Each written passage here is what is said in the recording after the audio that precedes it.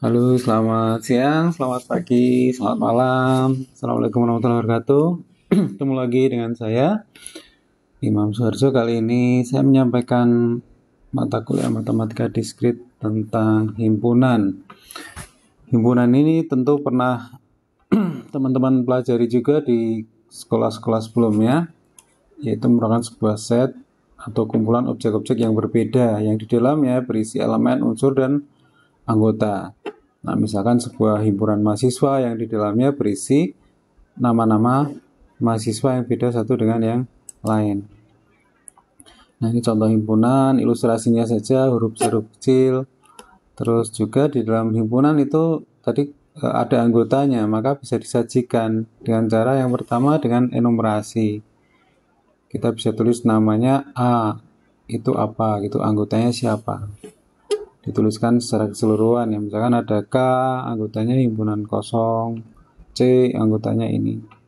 Jadi misalkan ini 1, 2, 3 ini berbeda ya antara satu dengan yang lain ya, meskipun sama-sama A tapi di sini ada himpunan di dalam himpunan. Jadi ini contoh penyajian dalam enumerasi tadi, misalkan X anggotanya A, X merupakan anggota himpunan A ya. X elemen dari bukan elemen dari A. X bukan anggota dari A. Nah, misalkan kita tuliskan tadi A siapa, R siapa, K siapa. Nah, sehingga kita bisa tahu siapa yang berada di dalam anggota himpunan tadi. Misalkan ya, 3 itu elemen dari A, karena 3 ada di dalam A ya. Himpunan A, B, C ini elemen dari R ya, karena ini semua ada di sini ya. Tetapi misalkan A, B itu bukan elemen dari R ya. A sendiri elemen dari R, B elemen dari R. Tapi kalau A kurung buka B seperti ini bukan ya. Dan seterusnya itu merupakan prinsip keanggotaan. Nah, contoh yang lain juga sama ya. Ada himpunan P1, P2, dan P3. Ini kalau kita bisa lihat di sini, P2 ini anggotanya adalah P1, P3 ini anggotanya P2 gitu ya. Teman-teman lihat yang kurung kurawal ini. Jadi P1 ini anggotanya 2, kalau P2 anggotanya hanya 1, sementara P3 juga anggotanya hanya 1. Nah, ada beberapa simbol baku dalam himpunan, nanti bisa dibaca, misalkan P menyimbolkan himpunan bilangan buat positif, N itu natural, dan seterusnya. Ini himpunan-himpunan yang baku.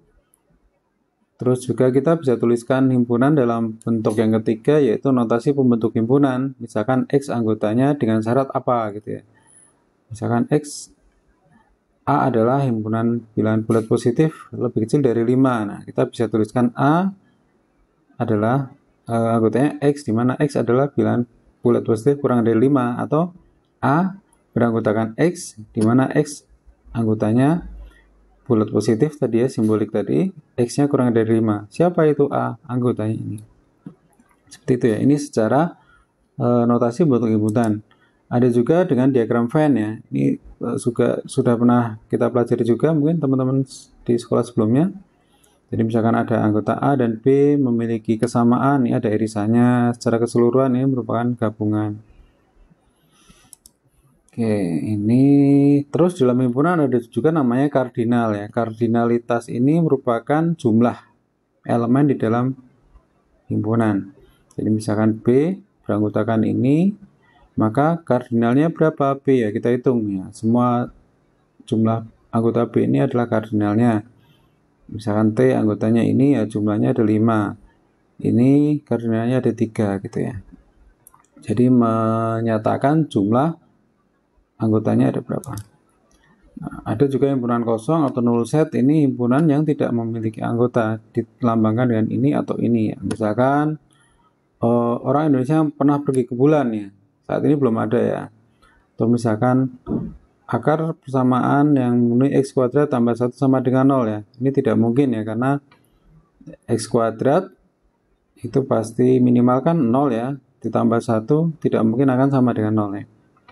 Jadi ini tidak ada yang memenuhi, maka dikatakan sebagai himpunan kosong atau null set. Nah, ini ada subset, itu adalah himpunan bagian. Misalkan ada A di sini adalah himpunan bagian dari B, artinya anggota himpunan A ini berada di dalam B. Nah, A ini dikatakan sebagai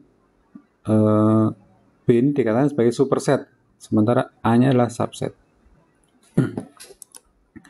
Oke, ini juga contoh misalkan 1, 2, 3 ini berada di sini, maka ini himpunan bagian dari sini ya. Ini juga sama ya, ini adalah himpunan bagian dari dirinya sendiri. Oke, nah di dalam himpunan bagian tadi yang seperti ini sebenarnya dikatakan himpunan bagian yang tidak sebenarnya, karena ini kan sama ya, dia sama dengan dia ya, tapi yang ini yang seperti ini adalah himpunan bagian yang sebenarnya. Jadi ada lambang seperti ini, A himpunan kosong bukan himpunan kosong adalah himpunan bagian dari A, dan A himpunan bagian dari A. Nah, ini dikatakan sebagai himpunan bagian yang tak sebenarnya atau namanya improper subset. Nah, cuman kalau misalkan yang satunya tadi dikatakan sebagai proper subset. Nah, jika A itu beda dengan B ya. Tadi yang kasus seperti ini adalah yang proper subset. Nah, kalau yang seperti ini namanya improper subset karena A sama dengan B ya. Dia sama dengan dia sendiri. Ya sama-sama himpunan bagian, cuman ada dua istilah namanya ini ya, improper subset, dan yang satunya adalah proper subset. Oke, ini ada contoh misalkan seperti ini ya, kita bisa cari misalkan ada A himpunan 1, 2, 3, B nya 1, 2, 3, 4, 5. Nah, tentukan kemungkinan A himpunan bagian dari C, C himpunan bagian dari B ya. Nah, kita diminta mencari tahu siapa C nya gitu ya, dengan cara tadi dia yang proper subset. Jadi A, B, C tadi tidak boleh sama ya. Himpunan A, himpunan B, himpunan C tidak boleh sama, tapi memenuhi kriteria bahwa A itu himpunan bagian dari C dan C himpunan bagian dari B. Sehingga C itu akan berada di antara A dan B ini ya. Tapi tidak boleh sama dengan A, tidak boleh sama dengan B ya. Nah, maka anggotanya C adalah ini ya. Kalau kita tuliskan semuanya, ini bukan solusi karena tadi ini namanya improper subset. Ini sama dengan yang ini kan itu ya. Jadi tidak memenuhi kemungkinan semua kemungkinan yang tadi yang proper subset. Oke, terus ada himpunan yang sama itu ya berarti jika setiap elemen A merupakan elemen B dan sebaliknya. Misalkan ini ya terlihat tidak sama, tapi kalau dicari hasilnya misalkan A anggotanya 0,1, B adalah ini ya X, dimana X kali X min 1 sama dengan 0 ya. Nah, ini sama dengan B karena solusinya sama ya. Ini juga sama ya, A 3585, ini B 538 ya. Kenapa sama? Karena ini ada dual ya, ada 5-nya ada 2, sementara tadi himpunan tadi anggotanya itu adalah bersifat unik, beda, atau unsurnya itu beda satu dengan yang lain. Kalau ada yang sama ya dianggap satu ya, satu keunikan gitu ya. Terus ada namanya himpunan yang ekivalen. Nah, ekivalen di sini berbeda dengan yang himpunan yang sama ini tadi. Ekivalen di sini adalah himpunan yang memiliki jumlah kardinalnya sama. Jadi hanya dilihat jumlahnya sama, jumlah kardinalnya sama. Misalkan di sini ya, A itu 4 ya, B juga 4. Jadi sama-sama 4. Jadi ekivalen. Terus ada himpunan, misalkan dalam diagram Venn kita bisa lihat himpunan yang saling lepas itu A dan B itu benar-benar tidak ada yang sama sekali atau berbeda. Misalkan himpunan laki-laki dan perempuan kan beda ya. Himpunan nim ganjil sama nim genap ya, itu juga beda. Jadi tidak ada yang ketemu ya. Maka dikatakan sebagai himpunan yang saling lepas atau disjoint. Terus ada juga himpunan kuasa, ini merupakan himpunan yang merupakan elemennya itu semua himpunan bagian dari A ya, termasuk himpunan kosong dan A sendiri. Tadi kita sudah bicarakan himpunan bagian. Ini contohnya misalkan ada A itu anggotanya 1 dan 2, maka himpunan kuasa tadi termasuk himpunan kosong, himpunan 1, himpunan 2, dan himpunan 1,2. Jadi perhatikan pada himpunan kuasa ini anggotanya adalah himpunan, bukan 1 dan 2, bukan unsur lagi, tapi anggotanya adalah himpunan. Himpunan dari masing-masing di sini. Nah, jumlahnya adalah 2 pangkat A ya. Kalau A-nya ada 2, maka 2 pangkat 2 atau 4. Kalau A-nya ada 3, misalkan A ini beranggotakan 3 elemen, maka 2 pangkat 3, 8, dan seterusnya. Nah, kita bisa lihat operasi dalam himpunan itu ada namanya irisan tadi. Kalau ada yang sama, ini dikatakan sebagai intersection atau irisan. Jadi misalkan kita punya A dan B, ada irisannya. Nah, tengah di sini misalkan irisannya 4 dan 8. Nah, operasi yang lain namanya gabungan ya, semuanya kita gabungkan. Kalau yang sama nanti dilebur jadi 1. Jadi misalkan 258, 758. Nah, 5-nya kan sama. Nah, maka gabungannya 25, 7, 8, dan 22.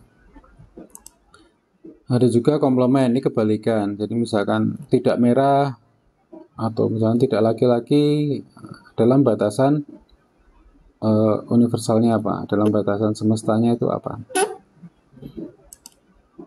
Oke, ini contoh-contoh yang lain nanti bisa dipelajari. Terus ada selisih atau different, ini adalah seperti pengurangan gitu.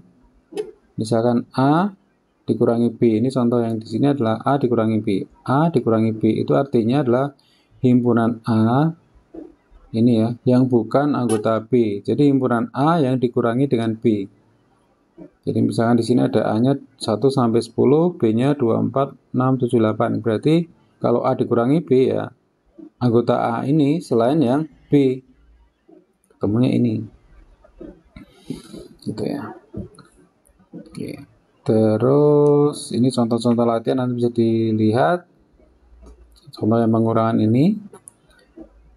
Terus yang lain lagi, ya ini sudah ada jawabannya. Terus ada namanya beda setangkup atau dikatakan sebagai symmetric different. Itu berarti anggota A saja atau B saja, tapi bukan keduanya. Jadi yang irisan ini tidak termasuk ya pada beda setangkup atau symmetric different. Lambangnya ini tanda plus. Oke, ini nanti buat latihan, silahkan dicoba. Oke. Nah, termasuk himpunan-himpunan itu nanti kita bisa rampatkan ya, irisan-irisan, gabungan-gabungan ya, perkalian itu bisa diulang, termasuk beda setangkup dan sebagainya tadi bisa dilakukan operasi berulang atau dikatakan sebagai perampatan himpunan. Nah, sama seperti hukum logika, mirip ya, bukan sama, itu di dalam hukum himpunan ada beberapa hukum juga, ada 10, 11 malah hukum. Masih ingat De Morgan? Nah, De Morgan juga ada di sini ya. Bedanya kalau di dalam himpunan ini tanda ini apa? Irisan nanti jadi gabungan ya. Gabungan jadi irisan ya. Tanda komplement, ini komplement ya. Misalkan A irisan B dikomplementkan, maka ini akan sama dengan irisan komplement A gabungan dengan komplement B ya. Tanda U itu artinya union atau gabungan, sementara yang ini adalah irisan. Begitu juga sebaliknya ya. Nah, ini De Morgan. Kalau kemarin di logika kita kan kalau konjungsi jadi disjungsi gitu ya pada hukum De Morgan. Nah, kalau di sini irisan jadi gabungan. Ini juga ada prinsip dualitas. Ini kita bisa hitung, bisa ketahui misalkan kalau di Indonesia itu kan mobilnya setir kanan, kalau di Amerika misalkan setir kiri. Nah, ketentuan di Amerika sama misalkan di Inggris itu seperti berbalikan. Jadi kalau mobil jalannya di kanan, Amerika itu kanan ya, kalau di Indonesia atau di Inggris di kiri. Nah, misalkan ada orang mendahului, kalau di Amerika lewat kiri, kalau kita lewat kanan ya. Kalau misalkan di sana ada belok kanan, yang mungkin itu belok kanannya boleh jalan langsung, kalau di kita belok kirinya yang langsung. Nah, ini prinsip dualitasnya seperti ini. Nah, prinsip dualitas dalam himpunan tadi itu bisa dibuat dengan cara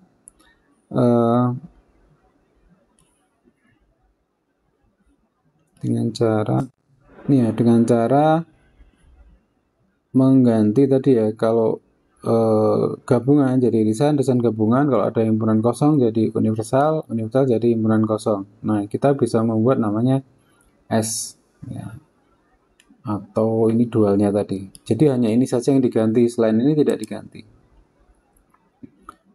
Misalkan seperti ini ya, hukum-hukum yang ada tadi itu bisa dibuat dari dualnya. Jadi misalkan A gabungan dengan himpunan kosong sama dengan A. Nah, dualnya itu A gabungan jadi irisan, himpunan kosong jadi universal. Ini sama dengan A.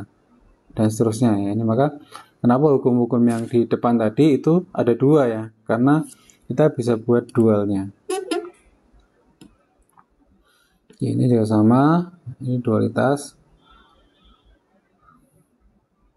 Nah, terus ada namanya prinsip inklusi dan eksklusi. Ini terkait dengan dua buah himpunan yang misalkan kita gabungkan ya. Kita gabungan di sini, penggabungan dua buah himpunan ini, itu kita perlu mengurangkan irisannya. Jadi misalkan A gabungan dengan B, maka ini kardinalnya ini ya, kita hitung kardinalnya itu diperoleh dari jumlah anggota A ditambah jumlah anggota B dikurangi irisannya.